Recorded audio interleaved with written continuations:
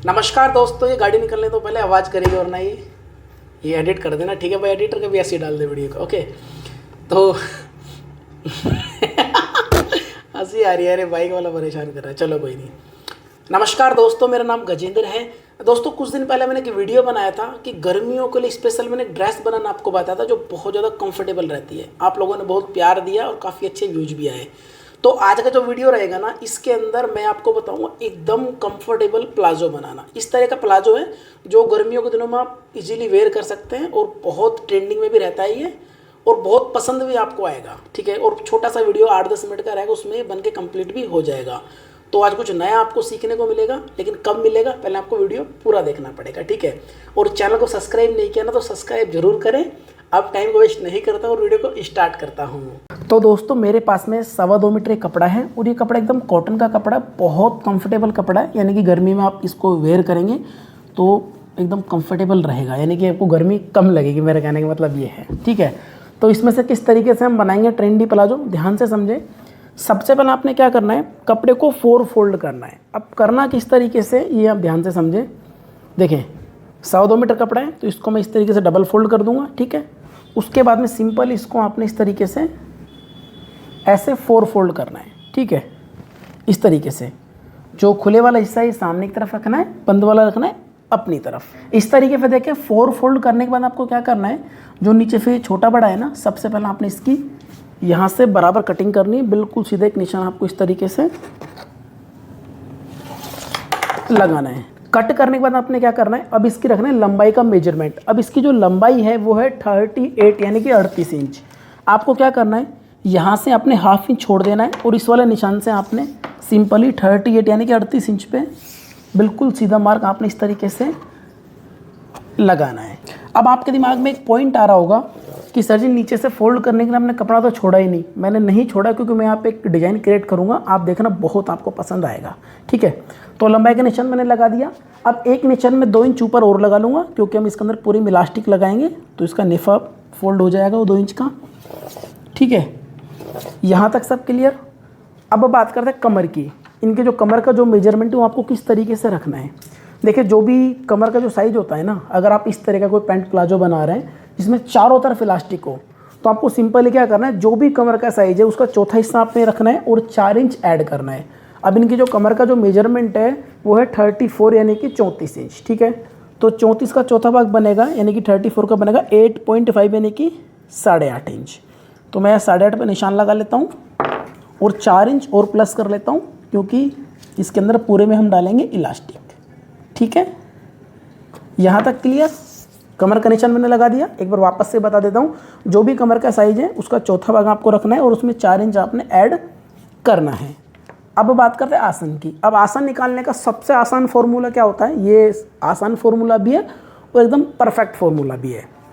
जितना भी हिप का मेजरमेंट होता है उसका चौथा भाग आपको करना है और उसके अंदर 2.5 इंच आपको प्लस करना है। अब इनके जो हिप का जो मेजरमेंट है वो है 38 यानी कि 38 इंच। अब 38 का जो चौथा हिस्सा बनेगा वो बनेगा 9.5 यानी कि 9.5 इंच, ठीक है। यहाँ तक क्लियर। अब हम प्लाजो बना रहे हैं तो इसमें 2.5 इंच और ऐड कर देंगे हम, यानी कि टोटली यहाँ से बन जाएगा 12 इंच, ठीक है। और यहाँ पे बिल्कुल सीधा आपको इस तरीके से निशान को लगाना है।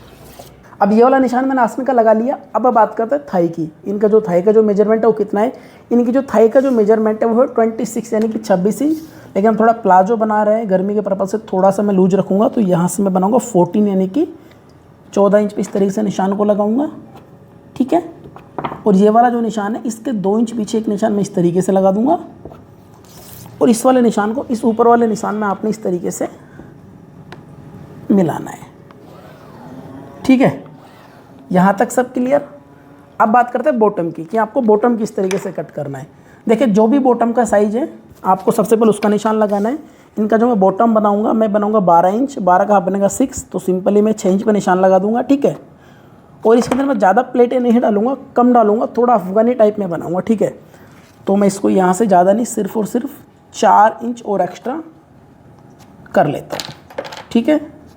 यहाँ तक क्लियर। अब इस निशान को आपने इस वाले निशान में मिलाना है। किस तरीके से मिलाना है, बहुत सिंपल है।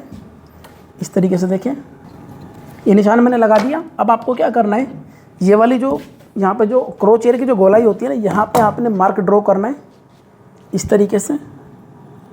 बहुत सिंपल है, इसको आप इस तरीके से ड्रॉ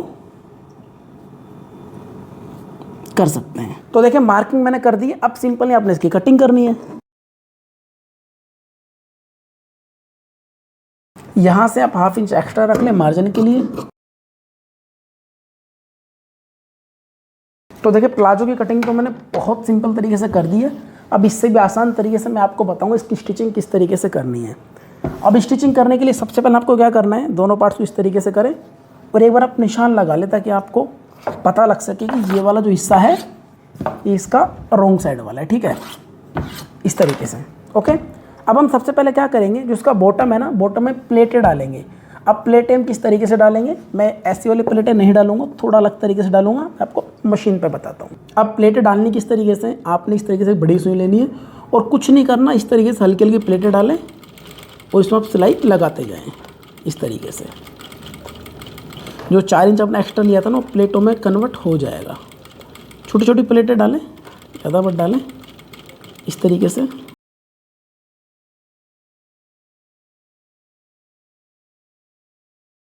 तो देखिए प्लेटें मैंने डाल दी है। अब एक बार नाप लेता हूँ ये बना कितना है।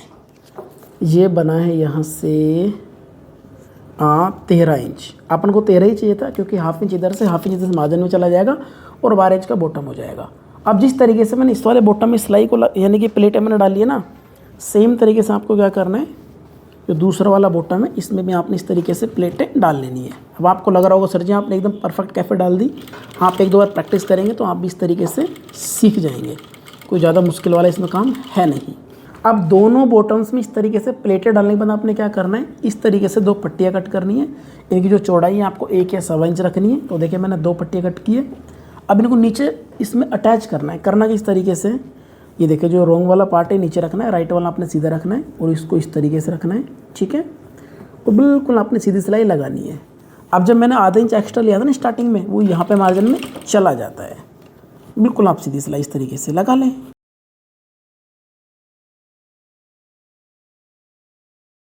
सिलाई लगाने के बाद में ये जो पट्टी है इसको आप ऐसे करें एक बार और इसको आप इस तरीके से फोल्ड करें। और ये देखें आपको मात्र 1/2 इंच ही फोल्ड करनी है, ज़्यादा फोल्ड नहीं करनी, क्योंकि ये कम आप फोल्ड करेंगे तो क्या एक रेडीमेड वाला लुक आता है इसके अंदर, बहुत अच्छा लगता है बाद में।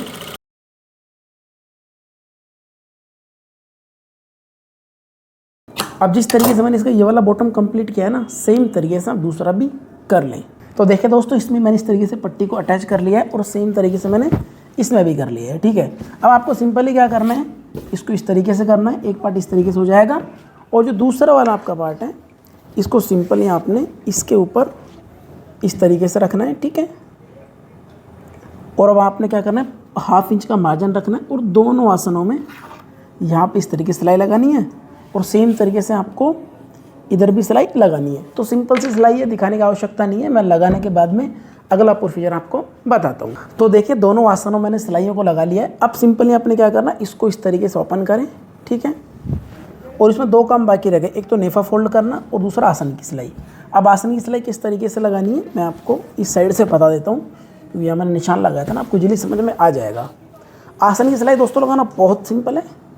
इसको इस तरीके से बराबर रखें और 1/2 इंच का मार्जिन रखें और बिल्कुल सीधी आपने इस तरीके से सिलाई को लगाना है। ये दोनों आसन मिल जाएंगे क्योंकि मैंने बराबर कटिंग करी थी और सिंपली आपने ये इस तरफ निकाल लेना है। तो ये सिलाई मैं लगा लेता हूँ, उसके बाद में बात करेंगे इसमें हम नेफा फोल्ड करने की। नेफा फोल्ड करना वैसे ऑलमोस्ट दोस्तों आपको आता है, लेकिन फिर भी मैं आपको ये मशीन पे फोल्ड करके दिखा दूँगा। तो देखिए इस तरीके से मैंने आसन वाली जो सिलाई है इसको मैंने कंप्लीट लगा लिया है। अब बात करते हैं नेफे की, नेफा कैसे फोल्ड करना है। देखो मैंने ये निशान आपको लगा के दिखाया था, आपको पता होगा। तो इसके ऊपर वाला पार्ट आपने फोल्ड करना है। करना किस तरीके से, बहुत सिंपल है। 1/2 इंच आप पहले इसको इस तरीके से फोल्ड करें। ठीक है, 1/2 इंच कर लें, 1.25 इंच कर लें, बाकी जितना भी निशान है आपने सिंपल इतना इसको ऐसे फोल्ड करना है, क्योंकि हम इसके अंदर डालेंगे यहाँ पे इलास्टिक। ठीक है, इस तरीके से देखें पूरे नेफे को आपने फोल्ड करना है।